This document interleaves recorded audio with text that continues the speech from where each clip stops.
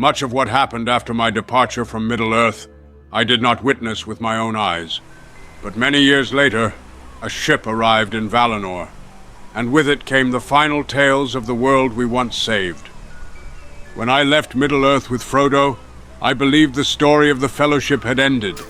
The war was over. Sauron had fallen. Kings had reclaimed their thrones, and old friends could finally live in peace. But peace after war is often harder than war itself. That was what Legolas later told me. After Aragorn's coronation, the Fellowship slowly drifted apart. Sam returned to the Shire. Merry and Pippin became respected lords, though according to Gimli, they still behaved like children who had somehow gained authority by accident. But Legolas and Gimli remained together, perhaps because neither of them truly knew how to live without war, and perhaps because no one in Middle-earth ever quite grew used to seeing an elf and a dwarf call each other brother. First, Legolas brought Gimli into the forests. True elven forests. Not the dark woods filled with spiders and orcs, but ancient forests, alive with songs and memories older than kingdoms. Legolas told me that Gimli spent the first days grumbling constantly. Too quiet, he would say. Feels like the trees are listening. And Legolas laughed.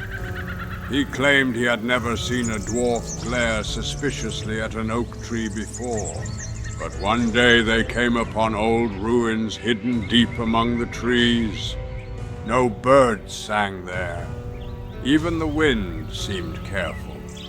There was once a battle here, Legolas told him.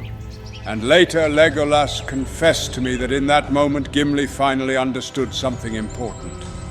Elves live forever, which means they remember every war, every grave, every friend they ever lost.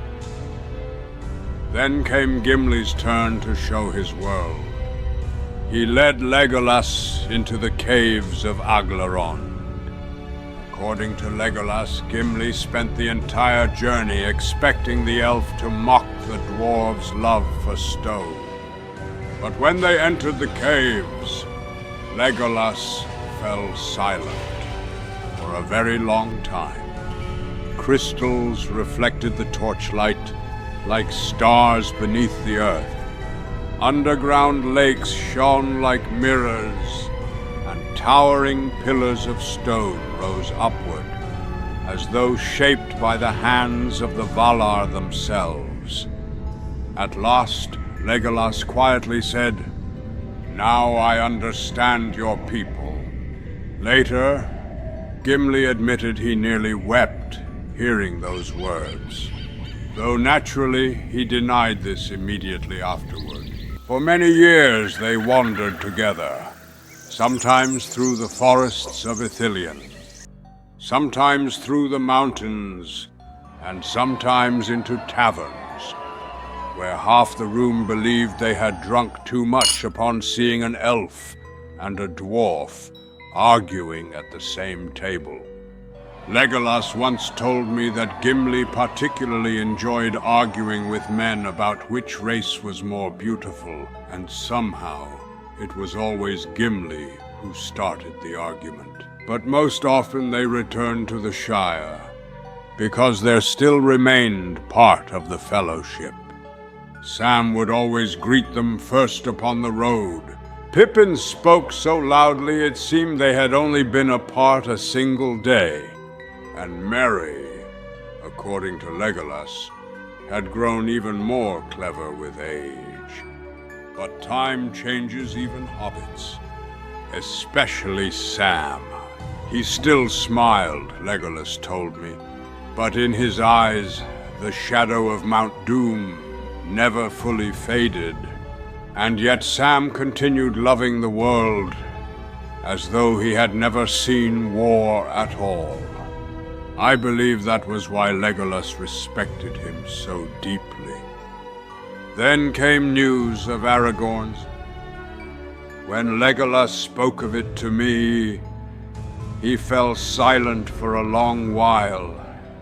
King Elisar passed as the great kings of old once did, willingly, peacefully, but that did not make the loss any easier.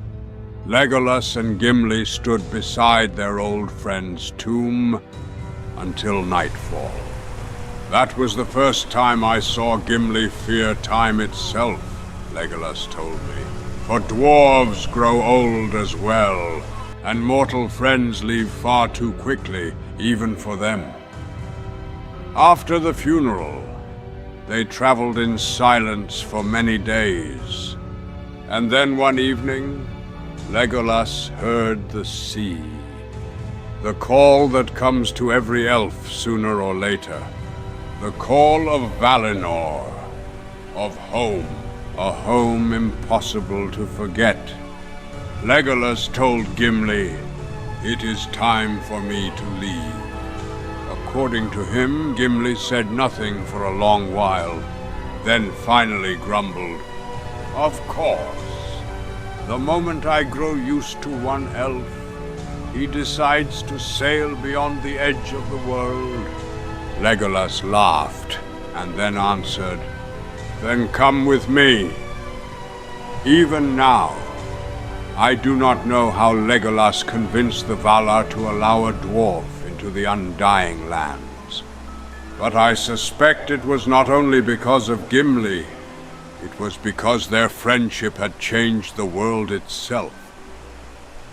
And then one day, many years after my own departure, a ship arrived in Valinor.